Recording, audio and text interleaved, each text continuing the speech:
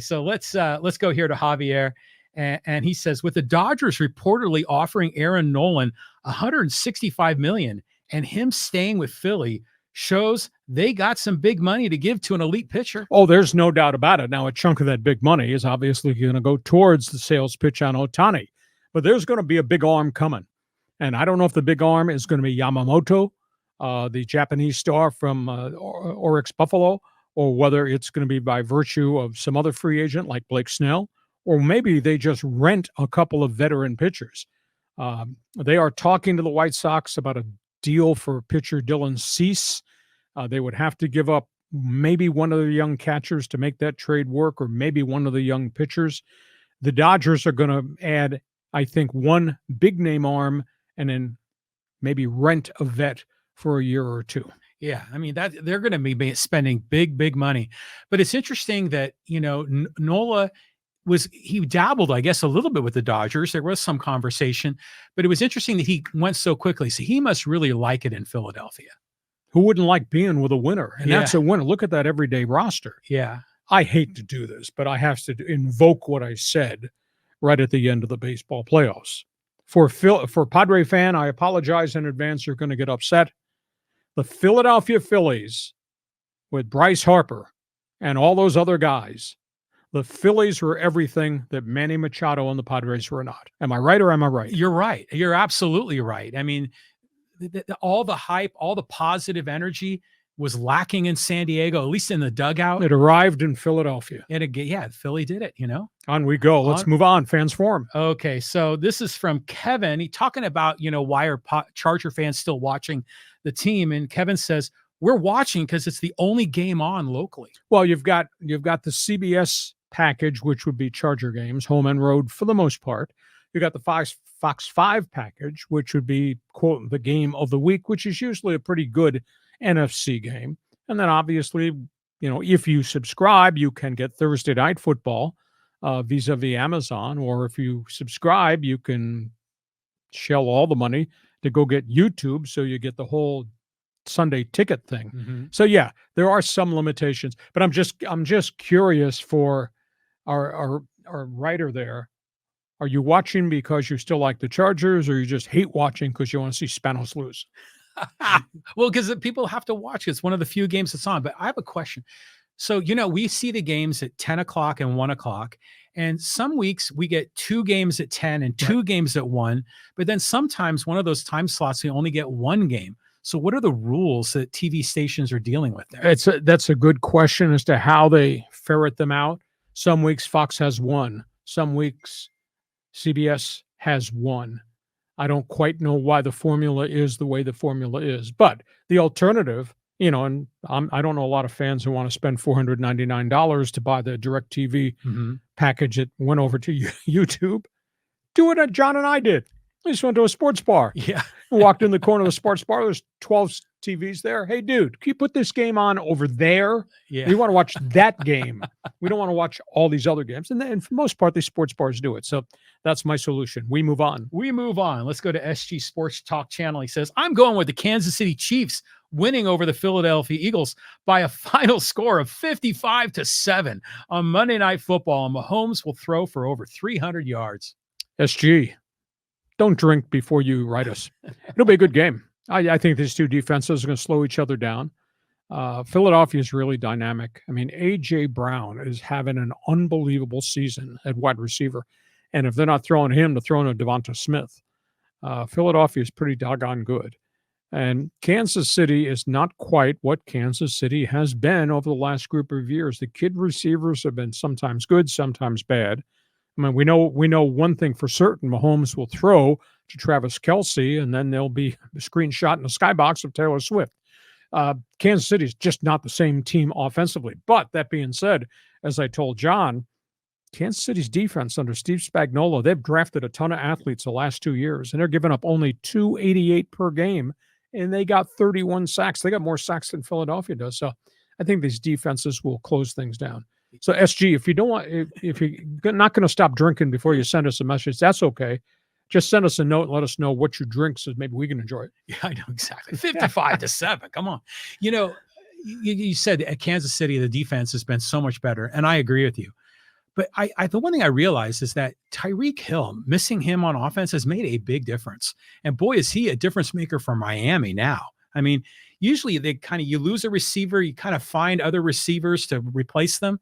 But Tyreek Hill seems to be in a different stratosphere. I think the other factor is not just Tyreek leaving. Juju Schuster-Smith came from Pittsburgh, and he was really good as not only a possession receiver, but a blocker downfield. And they let him get away. He went to Pittsburgh, and he's not having a good run with the Steelers this season.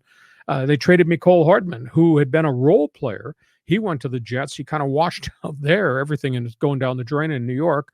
He wound up back in Kansas City just 2 weeks ago. So not quite the same thing. Now, they've got young guys. They got this young receiver from Western Michigan, Sky Moore. He's in his second year, and he's been dinged up with a hamstring. But that's a really nice player. And they got a young kid, Rice, that's a rookie this year. Played well in a chunk of time, then he got dinged up. So I think there's good talent there. It just hasn't been able to stay on the field at this point in time. But like anything else, salary cap impacts, we're not going to pay Tyreek Hill $19 million a year. So they shipped him off to Miami. We move on. I think we got football every day this week here on Thanksgiving week. Let's go to 4XLA, and he says, Raiders offense has been weak all season, and no quarterback can change that. The defense is playing great. Max Crosby's just playing like a house of fire. I mean, this is a great modern-day pass rusher. He's a really fine player. Their offense going into the game this weekend in Miami was 31st in the league. I mean, they don't protect the quarterback. Josh Jacobs, with the exception of maybe one game or two games, has just not played like the running back he was. The past coaching staff couldn't figure out how to get the ball to Hunter Renfrow. Now the new coaching staff is throwing to Renfrow. You got Devontae Adams. There's trade rumors out there that maybe he wants out at the end of the season, try to go somewhere else. They're just a mess. Now, it's obvious they've given up on Jimmy Garoppolo. I don't know if Aiden O'Connell's the guy. He does make plays down the field. He's the Purdue rookie. But boy, he's turned the ball over a lot. He had 3 fumbles against the Chargers in his first start. His third start this past week, and he threw 3 picks.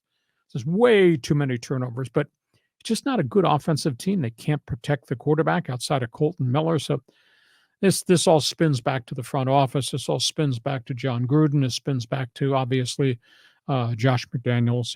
It's just a mess, and they can't ever get it fixed. Well, Raider fans says we're happy that Mark Davis got rid of all the leadership that was screwing it up. And so I think the Raider fans have faith in Antonio Pierce. He's making a big difference. But I still don't understand the identity of the Raiders offense and what they represent. I've got to believe they're going to be, trying to get, one of those high draft picks to get a quarterback. I concur. And I thought last year that maybe they had solved it. Josh Jacobs had a phenomenal year running and catching the ball. They had the contract dispute, and he refused to sign the franchise tag, and then he held out. And by the time he got there, the season was starting. By the time he got there, he wasn't ready for live game action. He's hardly done anything at all. And, of course, their offensive line has always been in a state of flux. They've just never been able to put people in place, people who'd be successful. And they've tried everything. I mean, they've drafted kids, they've picked up veteran free agents, street free agents. They haven't found a Max Crosby on the offensive side of the football in the offensive front. I might be old school. You have to build your offensive line. If you build your line, you protect the quarterback. You protect the quarterback, then you can run the football. Run the football, you can probably throw the football. But, if you don't have it done up front, and they've gone through so many offensive linemen outside of the left tackle, Colton Miller's probably been there 7 or 8 years, and he's rock solid. But the rest of it's hodgepodge. Yeah, well, Deion Sanders, I think, is realizing that as well. You need guys on the line to really beef it up. I didn't want to bring that up, the fact that you had Deion going to the national championship playoffs, and they've lost 7 of their last 8, and now his son is gone for the year. Yeah.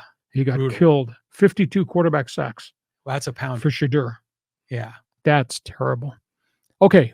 Moving on. Here's a comment from Joey. He says, best show on YouTube. You guys are awesome.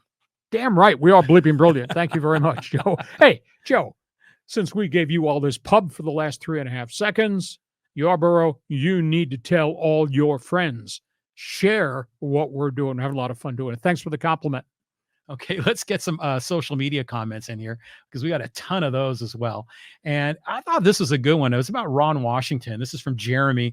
And he says, So, being a Braves fan, I go to spring training games in Florida. During one game, I was sitting front row, third base side. Ron Washington was nearby. We called his attention and he came over, just saying hi to the man. A fellow fan asked him if he could have some gum from the dugout. Next thing I know, here comes Ron Washington with like 30 pieces of gum. It was awesome. Such a great dude and super cool. Just thought I'd share that story here. Well, it is interesting because I had one opinion that he'd been so far removed from actual day-to-day decisions in baseball, and he had a history of not wanting to deal with analytics. And he was great in his own venue, and his venue was coaching up young kids. And I've been told that he did a really great job with the young players in Atlanta. So he gets his chance with the Angels. Now, he won the press conference, the burning question, can he win games with the roster he's got right now? No. The roster he's going to have 2 weeks from now once Ohtani leaves? No. So it'll be on that front office to try to give him quality players that he can teach and coach up. They got some good young ones that have gotten there from the farm system. They desperately need pitching. My goodness. So we'll see. It's only a 2-year deal. There's no doubt that his charisma and his ability to make baseball fun for the young guys and yet put the burden of responsibility, be prepared. I'm going to be very intrigued to see how he handles Anthony Rendon, who really finished up a lousy season by acting like a bum as a teammate at the end of the season. So, and you got to keep Mike Trout healthy, but they've got guys that got to get on the field and stay on the field, and they got to go get more guys to put around those guys. Well, Dodger fan thinks they're going to sign Ohtani and trade for Mike Trout to go from Anaheim to Chavez Ravine. You see it happening? No, not at all, because the same rumors were because Mike Trout's from Jersey that make him a Philly boy. Mm-hmm. That's not going to happen. And again, you got payroll. Yeah. If the Dodgers, you're hallucinating again, aren't you? If the Dodgers are going to sign Ohtani, big check. If the Dodgers are going to sign Blake Snell or trade for somebody else's frontline pitching, that's a big check. Dodgers are not going over $300 million in payroll. They're not going to do a Mets thing. But that's why they've funneled all this money out by letting all these guys not picking up the options on these guys' contracts. So the Dodgers have got a significant chunk of money here to spend, but the issue is it's going to be spent the minute it's Ohtani or Snell or Ohtani and somebody else. Yeah. I mean, they got a lot of money to go around, but they still have a limit on what they can possibly. Well, everybody's got a limit because of the luxury tax thresholds. Exactly. All right, let's move on here. Let's talk a little bit about conference realignment. This is always a big topic in social media. This is from Ganjin. He says, do the scheduling alliance for the 2024-2025 season with the Mountain West Conference. After that, there will be no exit fee for the Mountain West. At that point, Oregon State, Washington State, bring over San Diego State, Boise, Fresno, UNLV, Colorado State, and then look to the AAC and get Texas, San Antonio, Memphis, Tulane, and makes a decent 10-team league. If they want to get to 12 teams, consider USF and Rice. 4209, we don't want a reincarnation of the WAC. Yeah. We don't want Mountain West 2. Based on the court case, and there's some parameters here that we have to pay attention to. Washington State, Oregon State, at this point, still control the operation of what will be left from the Pac-12. And they're going to do the schedule alliance for 2 years. So that helps Oregon State, Washington State fill their schedule. And obviously, those will be nice matchups. San Diego State's going to play both the Beavers and Cougars next year. And obviously, Boise and Air Force and some of the other really good programs, they're going to wind up on the Oregon State, Washington State schedule. So they'll be good games. At the end of 25, when all the TV contracts expire, then the decision will be made, how many do they take from the Mountain West? As part of this scheduling alliance, they have to take all of them. That's what the Mountain West agreed to. In essence, the Mountain West would dissolve, everybody move all the furniture into the Pac-12 conference. Now, the question is, does Washington State, Oregon State, and the Pac-2 come back and say, okay, we don't want New Mexico. We don't want Wyoming or San Jose State, whatever.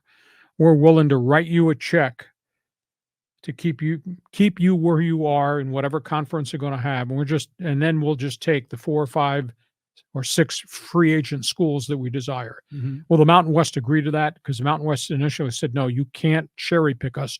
If we're going to do this thing, it's got to be en masse. So that's where we are now. And the next thing is the judge's decision for the Pac-2 to take over control is already being appealed to the state Supreme Court in Washington, and then we'll see where it goes from there.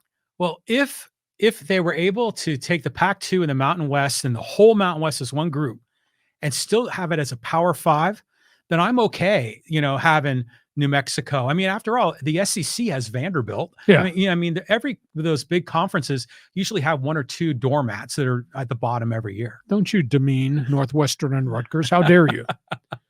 We'll see. There'll be negotiations there. Go ahead. Next one. Let's get some hockey in here. And this is from Jeremy, and it's talking about Connor McDavid.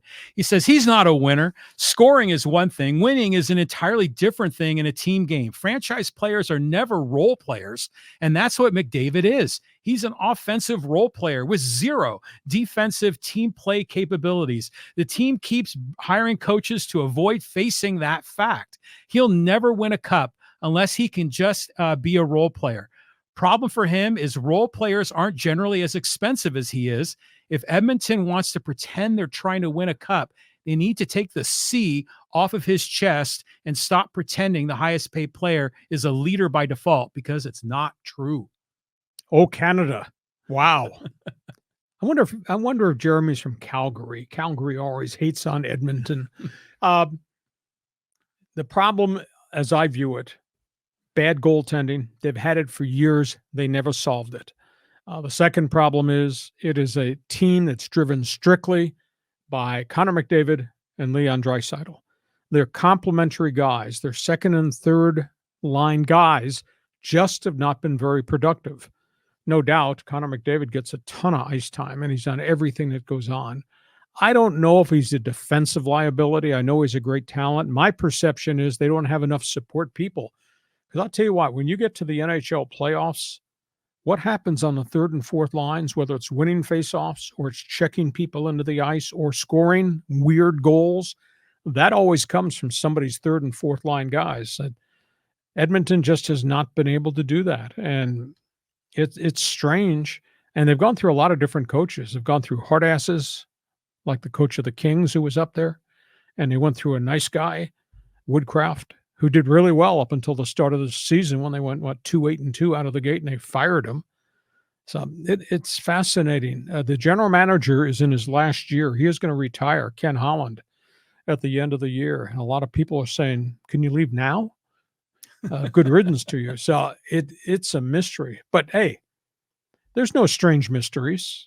My Toronto Maple Leafs, the last time they won the cup with they have the biggest payroll in hockey, richest franchise, no problem. It's only been since 1967. 1967, last time they won the Stanley Cup. Go figure that one out. That's like Bob Gibson here.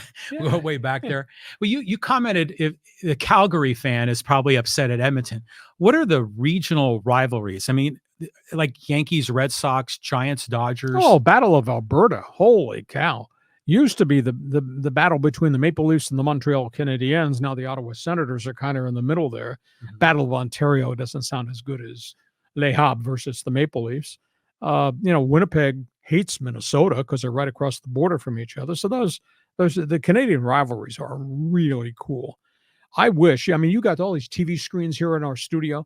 I just wish you had access to watch Hockey Night in Canada. You would really get a kick out of it because its presentation is really different than anything we see on TV here, because it's a lot less now than it used to be when Don Cherry was screaming and yelling about everybody because he was the lead studio analyst for Hockey Night in Canada. If you liked Howard Cosell, Jeremy, tell him you'd like Don Cherry. He was really off the charts. Well, I was recently surfing through one of the streaming platforms, and there's a Don Cherry movie, about his life. Yeah. That might be worth checking out. Documentary. Yeah. Interesting guy. Okay, let's do a couple more here before we put a lid on it. Okay, before we put a lid on it, let's go here, talk a little Padres.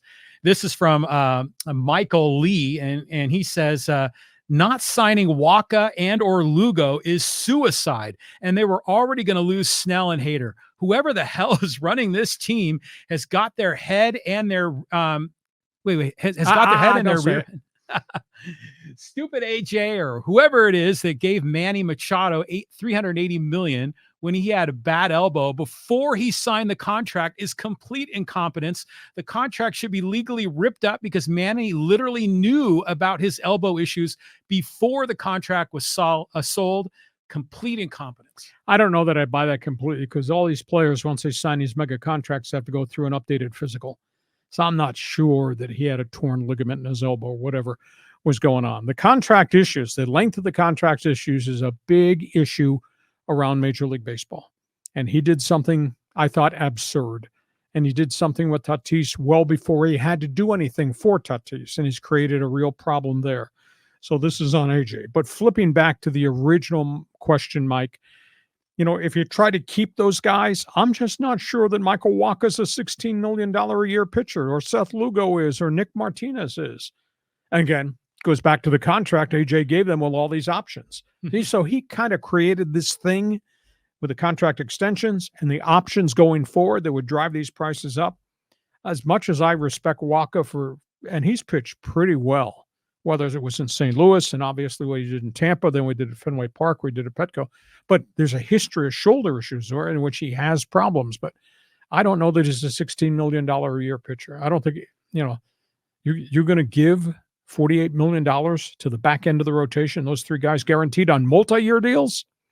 I don't think that's good business. But then again, what AJ did at the front end with all the lengthy contracts, I don't think it was good business either. And John from left field, first-time caller, always bitching. Your opinion? Wacha and Lugo and Martinez were really effective in nice their roles. Value. Yeah, I mean they did a great job, and even Wacha, like you said, when he was in St. Louis, he was pretty good. He was this new young guy. Then he got hurt, and I kind of didn't, and then he was good in Boston. But here's a question I have for you, Lee. There is a narrative in social media right now that there are certain owners or other people in baseball that are intentionally trying to make the Padres look bad because they're upset with, Peter Seidler spending so much money on this team and that there's a conspiracy against the San Diego Padres. I mean, what do you think of that? Well, conspiracy in what? You can't prevent an agent from delivering his player to San Diego if San Diego is going to write a wild contract.